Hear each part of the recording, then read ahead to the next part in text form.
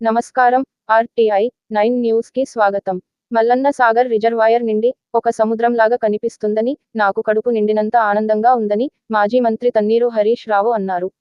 కొంతమంది కాళేశ్వరం కొట్టుకుపోయిందని అంటున్న వారికి ఈ మల్లన్న సాగర్ చెంపపెట్టు సమాధానం అన్నారు.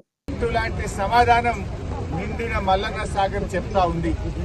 ఏదైతే కాంగ్రెస్ నాయకులు 1,00,000 కోట్లు వృధా అయినాయని, కాళేశ్వరం ప్రాజెక్టు పోయిననేటువంటి వాళ్లకు నిండుగా ఉన్నటువంటి గలగల పారుతున్న గోదావరి జలాలు కాంగ్రెస్ నాయకులు చెప్పేది అబద్ధం అబద్ధం అబద్ధమని ఆ జలాలే ఈరోజు సమాధానం చెప్తా ఉన్నాయి.